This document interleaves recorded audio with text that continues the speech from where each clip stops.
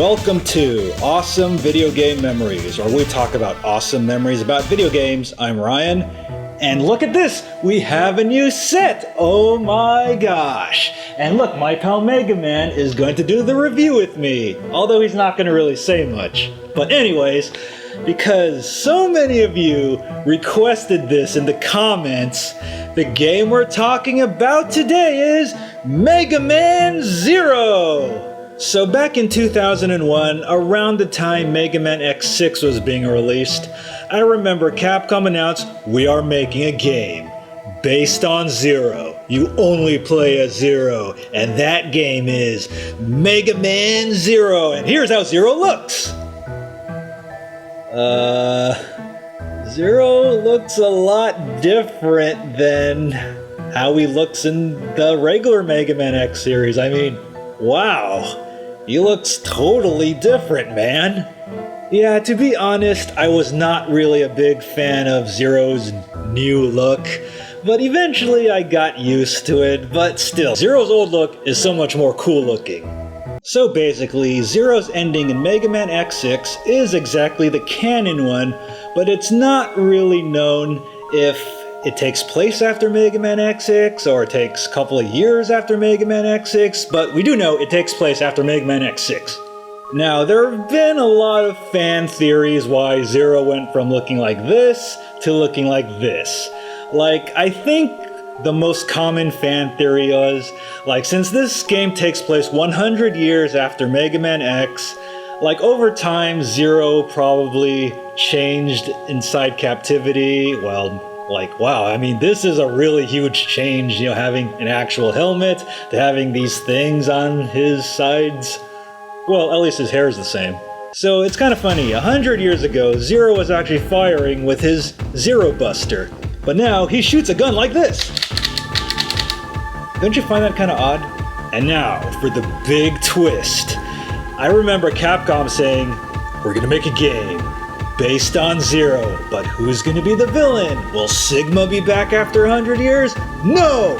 X is the villain! Ah! Yeah, I remember looking at that Japanese box art and seeing those 4 characters that look like Mega Man X. Like, this guy looks like Mega Man X. She looks like Mega Man X. They all look like Mega Man X. I mean, all the enemies look like Mega Man X. Like, Mega Man X has gone rogue. He's gone Maverick. He's gone evil Mega Man X. So what caused Mega Man X to go bad? We'll find out in Mega Man Zero. So 100 years after the Mega Man X series, a scientist named Ciel, who is very, very young, and the Resistance against the evil Neo Arcadia led by the evil Mega Man X, who's gone bad, are hunting down the Resistance, but then Ciel and the Resistance members go inside a hidden lab, and then they reactivate Zero with a cyber elf named Passy. I guess Passy passed away. And then reawakening the legendary hero, Zero, who looks nothing like how he did 100 years ago. And it's so cool, they play his original theme for Mega Man X. Although I did find it surprising, you don't exactly begin with a sword. You begin with this, Zero's gun. But then once you reach the first boss, Ciel's kind of in a pickle, but then a familiar voice says, Zero, take this. Use the Force, Zero. Zero gets his saber back from someone familiar. And then now we get the badass Zero we remember from the Mega Man X game, slashing through Maverick, slicing them like a hot knife through butter. So the level structure in Mega Man Zero is a lot different than the traditional, you know, there's the 8 robots or the 8 Mavericks, and then you select them. You actually have missions in this game, and believe it or not, you can actually fail missions, because you actually get 1 life, and then you can choose to continue the mission, or fail the mission, or sometimes if you just die, you fail the mission. So this game is tough. Very tough. If you thought Mega Man X6 was hard, you ain't seen nothing yet. It's kind of funny, these games were released pretty close to one another, so you have one hard game, Mega Man X6, and then another hard game you can take on the go, Mega Man Zero. Not only do you begin with a very, very low life bar like in, the regular Mega Man X games, sadly there's no heart tanks to get because the new gimmick of this game are Cyber Elves. Now Cyber Elves are like programs that you find, and then you can feed them crystals, and then once they're fed enough crystals, you can power them up. So this is how you get your sub-tanks, this is how you increase your life, and a lot of Cyber Elves actually do help you out a lot. Like, some can save you from pits, some can turn enemies into power-ups, and some, like, shoot at other enemies for you. I mean, the Cyber Elf aspect is pretty cool, and the Cyber Elves are what ended the Maverick Wars 100 years ago, so Sigma was defeated by an elf. I wonder if he was defeated by the Keebler Elves. That would be awesome. I defeated Sigma with a cookie! But yeah, make no doubt about it, this game is hard. It still has the fast-paced actions of the Mega Man X games, but because it's on the Game Boy Advance, you have a much smaller screen, so you're a lot more confined in this game. Like, you just can't really rush through the levels or else you're gonna get hit.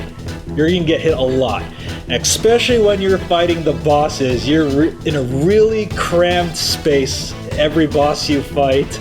So you gotta learn their patterns and you just can't rush up to them and kill them, And actually what's different about this game, rather than each Maverick giving you like a special weapon, like this time certain Mavericks give you either an ice, fire, or thunder chip, and Mavericks will be weak to either one of those.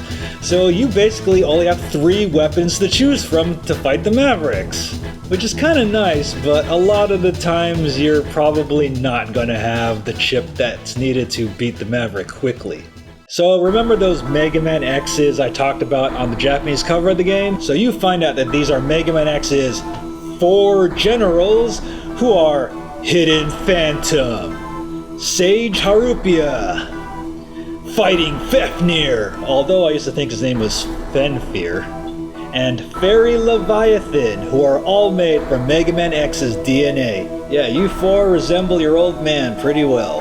And in every single game in the Mega Man Zero series, they do a lot of throwbacks to the X series, and hey, that submarine looks familiar, So once you beat all 8 of the Mavericks, you find out through another plot twist that Mega Man X, the evil Mega Man X, was actually a clone! Okay, well, yeah, that's kind of like I was expecting it, but the clone was created by Ciel! So after fighting the 4 generals, you go to Neo Arcadia to battle the evil clone Mega Man X, and you find out that Mega Man X himself has become a Cyber Elf. So basically, Mega Man X has become Zero's Jesus. Or some, Force ghost that gave him the Zero Saber at the beginning. Use the Force, Zero. I am Mega Man X.